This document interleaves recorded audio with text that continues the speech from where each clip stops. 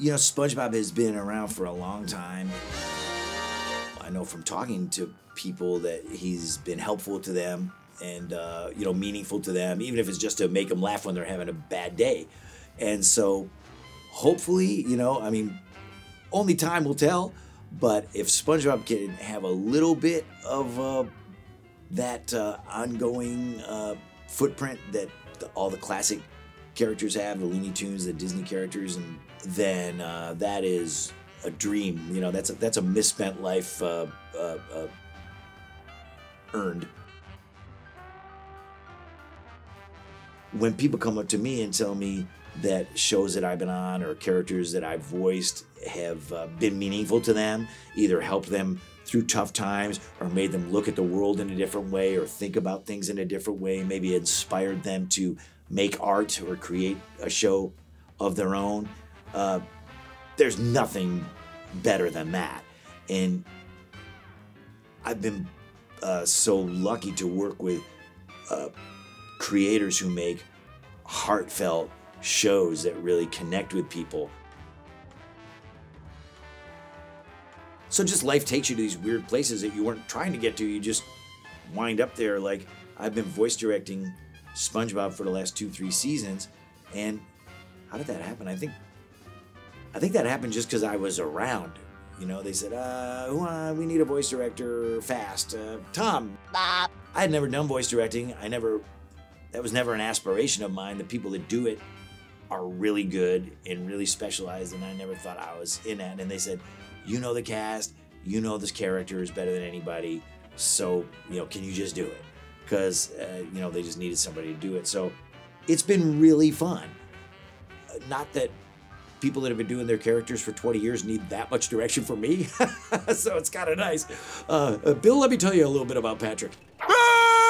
It's been fun, just another skill set. I think so much of life is just kind of adding new tools to your belt just for the fun of it, and the more versatile you are, the more you'll work. And if you like what you do, you want to work as much as you can for as long as you can. So as far as the voice directing, Steven Hillenburg started out voice directing, and it was funny because unlike any other show I'd ever been on, he would be on the same side of the glass as the actors. Usually the actors are on this side, and then the people are on the other side, you know, with a talkback button going, oh, could you shave 1/8 of a second off of that, Tom? You know, but Steve would drag a desk in and sit with us, and you were right there. And he was kind of a quiet guy, but if you could make him laugh with a read, if you could make him laugh and you would see his eyes twinkling and him moving up and down, it just felt so good that you were making the boss laugh, you know. And when I say the boss, he's like a guy that you wanted to please just because he was great, you know what I mean? Not because he was intimidating in any way. And then after Steve left the show for a while, Paul Tibbett, the producer, came in and directed us. And then he decided he wanted to use a voice director, so they brought in the Emmy-winning Andrea Romano, who was great. And then she left to do something else, and they just needed a voice director, and I was around. So yeah, I kind of just showed up for the first episode of whatever season it was, and I'm like, who's the voice director? And they said, oh, didn't your agent tell you? You. I was like, oh, okay. I guess I'm a voice director now. So speaking of wearing a lot of hats, doing stuff, keeping it interesting, I think, you know, just doing stuff because you love it is something that people kind of lose sight of as they get older, and as you get into your middle age and stuff, you kind of wind up giving up a lot of the stuff that you loved because life gets serious, and you got kids, and you got to pay for colleges, and you got a house, and you got a car, and all this stuff, and you can't be a beatnik anymore like you used to when you were in your 20s. And I used to play, you know, I played in bands all through my teen years up until my early 20s, and then started doing other stuff, so I stopped. So then a couple of years ago, when my kids started getting a little older and a little easier, relatively, I wound up playing in a band again for the first time. I took a 30-year break from playing in bands, and it's really fun to find something that you haven't done in a while that you always enjoyed, and just go back and do it, and it will really, like, reinvigorate you about, you'll realize why you loved that thing.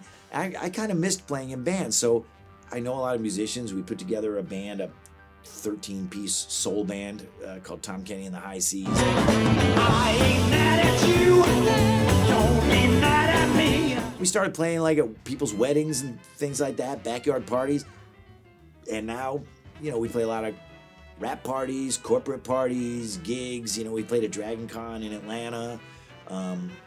Yeah, we play all over the place, and you know, it's just good old school soul music. So, you know, it makes people happy. It makes people happy. It makes people dance, and I feel like I'm putting good stuff out into the world. And a lot of the songs that we cover are by great artists that shouldn't be forgotten. You know, Sam Cooke, Gary U.S. Bonds, you know, James Brown, just all kinds of people like that, Wayne Cochran. And so, you know, I feel like just putting that stuff out into the atmosphere might be kind of just useful in the world. And it's really useful to me and the band because we have a blast doing it. So it's yeah, it's fun. Tom Kenny and the High Seas, we just jump around and scream and play instruments, and we got horns and backup singer girls and all kinds of craziness, and people seem to really enjoy it. You know, as an economic business model, I don't recommend starting a 13-piece band. Power trio is the way to go, but it's a blast.